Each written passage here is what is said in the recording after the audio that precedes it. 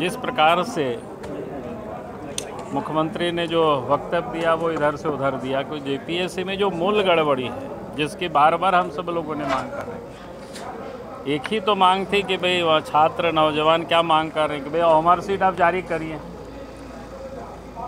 लेकिन आज तक जेपीएससी होमवर्क शीट जारी नहीं कर रही, जानबूझ करके जारी नहीं कर रही, क्योंकि उनको पता है कि जेपीएससी में गड़बड़ी हुई। और इसलिए आप सब ने देखा होगा कि पिछले दिनों जो सीरियल रिजल्ट जो आया था उसको तो उन्हें रद्द करना पड़ा, उन्हें मानना पड़ा कि हाँ यहाँ गड़बड़ी हुई है। जो कट ऑफ मार्क्स है उससे भी उस बच्चों ने कम मार्क्स लाया है, ये तो कर चुका। अब बचा हुआ क्या है? उसके बाद भी कह रहा है कि बहुत अच्छा हुआ है, मुख्यमंत्री कह रहा है, तो इसे समझ सकते हो। यानी गड़बड़ी को या जेपीएससी के अध्यक्ष को वो बचाना चाहते हैं। इससे और स्पष्ट दूसरा क्या हो सकता है? और ये सिद्ध हो गया जब जेपीएससी में गड़बड़ी हुआ है, तो हम लोग यही मांग कर रहे हैं कि सरकार से कि सरकार जेपीएससी से उस प्रीलिमिनरी जो एग्ज़ाम हुआ है उसको सरकार रद्द करावे और फिर से एग्ज़ाम कंडक्ट करे और पूरे मामले की जांच हो और आयोग के अध्यक्ष को बर्खास्त करे। यही तो मांग है, इतना ही तो मांग हो रही है। आरोप आप कुछ भी लगा सकते हैं। सदन नेता ने कहा कि बजरंग दल के कार्यकर्ता वहां पहुंचे हैं, विश्व हिंदू परिषद के कार्यकर्ता पहुंचे हैं। आप ये बताएं कि क्या वहां पर जेपीएससी आंदोलनकारियों ने गलत मुद्दे को उठाया है? क्या ओएमआर शीट गायब नहीं हुआ है? क्या कमीशन में पॉलिटिकल इंटरफेरेंस नहीं हुआ है?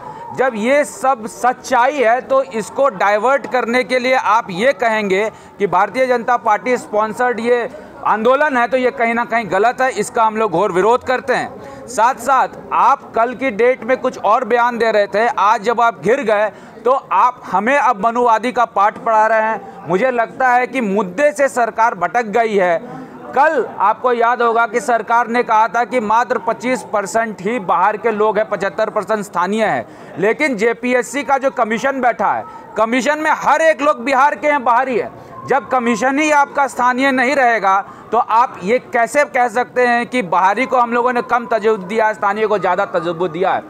25% का आंकड़ा जो मुख्यमंत्री जी ने कोट किया वो मिसकोटेड फिगर है। मैं आपके सामने प्रेस के सामने ये बताना चाहता हूं कि 60% वैसे ही स्थानीयों के लिए रिजर्व रहता है, जो कि ईडब्ल्यूएस होते हैं, ओबीसी होते हैं, एससी होते हैं, एसटी होते हैं।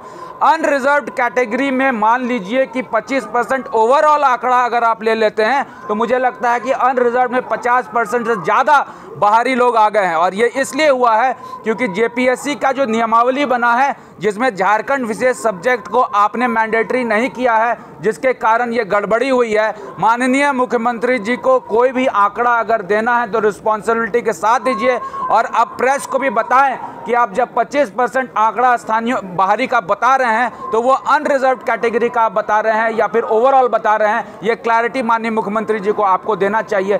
मुझे लगता है कि मुद्दे से सरकार भटक गई है और जेपीएससी हमारा अहम मुद्दा है। अब इसके लिए आप हमें मनुवादी कहें, इसके लिए आप मुझे स्पॉन्सर्ड बीजेपी स्पॉन्सर्ड आंदोलन करें, इससे हम लोगों को कोई फर्क नहीं पड़ता। हमारा एक ही मांग है कि जेपीएससी को कैसे रद्द हो और फेयर तरीके से जेपीएससी का फिर से एग्जाम कंडक्ट हो।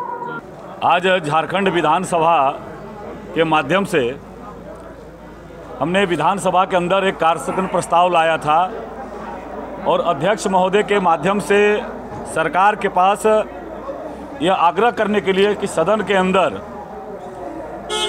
सरकार ने जिस प्रकार से जेपीएससी में हुए घपले घोटाले पर लगातार सरकार चुप्पी साधे रही, वही दूसरी ओर सरकार अपने तुष्टीकरण की राजनीति को पोषित करने के लिए जिस प्रकार से आपने पिछला सत्र में देखा होगा कि वर्तमान की यूपीए सरकार के द्वारा नमाज नीति के माध्यम से नौजवानों के जो रोजगार के सवाल थे, नौजवानों के सवाल को रोकने का काम सरकार ने किया था।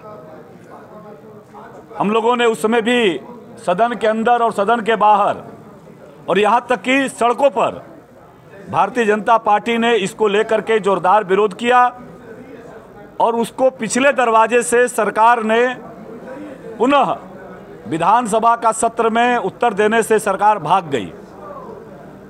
आज जब हमने नियोजन नीति के बारे में जो प्रदेश के नौजवानों से इन्होंने वादा किया था कि 5 लाख नौजवानों को रोजगार देंगे, पोस्ट ग्रेजुएट को 7,000 और ग्रेजुएट युवाओं को 5,000 देंगे, सरकार उससे भी पलायन कर गई।